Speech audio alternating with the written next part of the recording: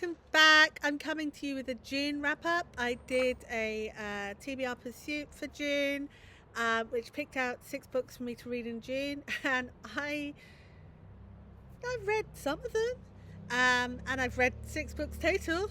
So I feel like I normally hope to read about 10 books a month, and it's just been too hot to read the last couple of weeks.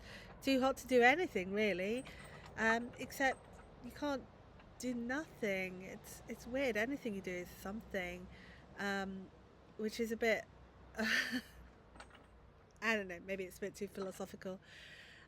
But so yeah, here's what I read and what I said I'd read and what I didn't read, and hopefully I'll come to you with a little bit something a bit more interesting next week, because I feel like this is not a particularly interesting list. Okay. So the first thing I had was A Place Called Here by Cecelia Ahern. I started to read this. This was about someone who, when her friend went missing, she got obsessed with missing things, and then she ends up missing herself and in this like lost place and trying to work out how to get home, and everyone at home is trying to work out where she's gone, and so on and so forth. And I put it down, and I wasn't getting into it, and I don't know why. I think I'm just not in a very lit-ficky kind of place right now. And Cecelia Ahern does kind of write like lit-fic fantasy, literary fantasy. Um, and it's just a little bit like I wasn't quite vibing with her writing style, but I was enjoying it. I just wasn't necessarily wanting to pick it up a lot. So I put it down somewhere, and when I eventually find it, I will finish it. Please tell me this happens to you as well. You're reading a book and then you can't find it, so you just have to move on.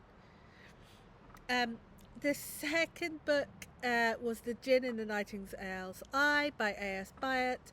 Again, this is literary fantasy. I didn't even start it. It's going back on the shelf because I'm just not in the right headspace for it. And I know I could enjoy it if I wait until I'm in the right headspace.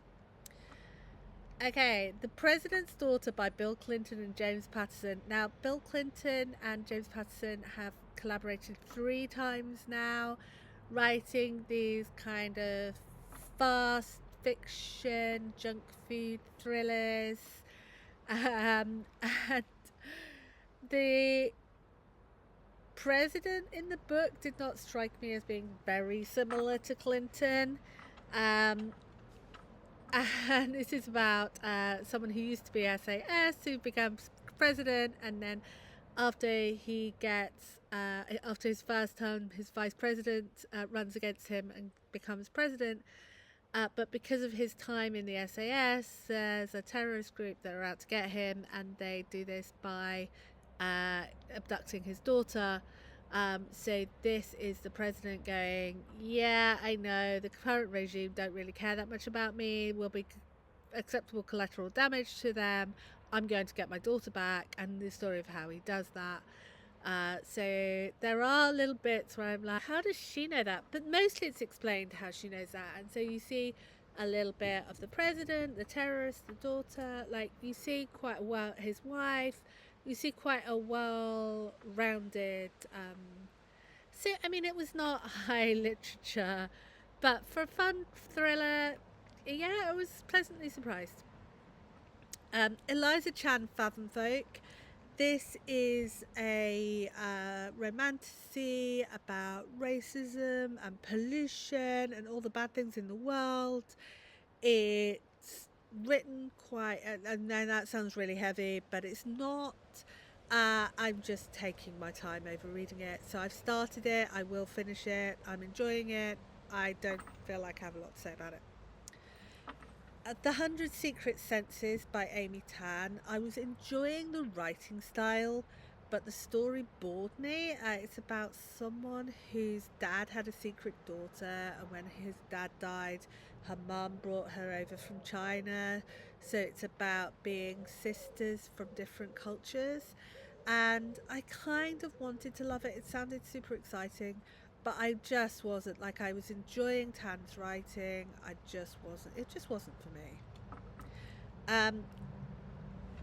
So I DNF'd that. And the last book from my TBR Pursuit video was Drag Me Up by R.M. Virtues, and this is a gloriously queer trans retelling of Hades and Persephone. It's not really true to the source material, but you know, myths.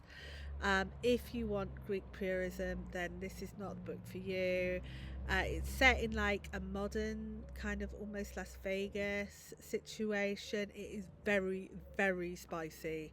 But the main thing, it was fun, and Persephone was a good time. Like, it was a good time. Yeah. So those are the books which I read, which I put in my TBR at the beginning of the month. And of those, I've actually finished 2. And I'm still working on 2. And one I've put back on the shelf. And then I also read another 4 books. So I read The Spellshop by Sarah Beth Durst, and this is a cozy fantasy about a librarian who runs away from a rebellion and finds herself, she goes back with her talking plant to the place where she grew up, and she finds herself part of this lovely community running a spell shop, a magic shop, that can help all the residents of the island get back on their feet after the ravages of the magic and the revolution and all that stuff. And it was sweet. It was sweet, and the talking plant was lovely. It was a little bit too romance for how I was feeling at the moment, but you know, that's fine. It was cozy, it was sweet, it was lovely.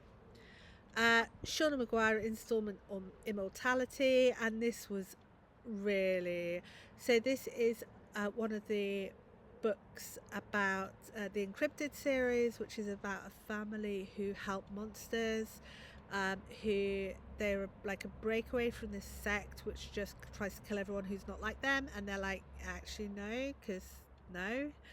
And so they help monsters or cryptids, or non-humans, and some of this is told from the perspective of their ghost babysitter. And again, it is just lovely. There's some lovely found families, some lovely family relationships, and it's all about the ways that people love each other and the ways that can go well. So yeah, really, really lovely, and I do love the whole series. I read War of the Worlds by H.G. Wells, finally, and this is, oh, it's so masculine, it's like so macho, and the ending is really abrupt, but it's about what happens when aliens come from Mars, and then how humanity fights back and how humanity eventually overcomes, and it's very old, it's a classic, I don't really know what else to say. And finally, I read Blood Hunt by Ian Rankin, and this was released under his pen name Jack Harvey, and this is another thriller.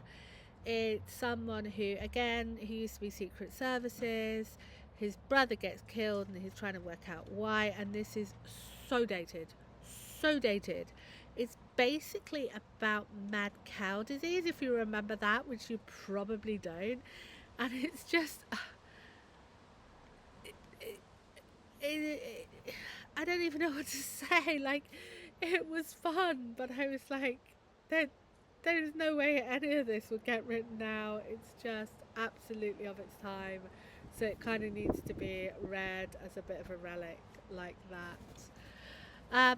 So actually, when I sat down to make this video, I was thinking, oh, I read 2 books. Yeah, great. But I do feel I'm feeling a bit better that I have actually read some books, and hopefully I'll read some more books in July. I'm not quite ready to do another TBR Pursuit just because I'm reading so slowly at the moment, that I don't want to try and commit to getting 6 books read in July. But I guess we'll see how it goes, and I will see you soon. Bye.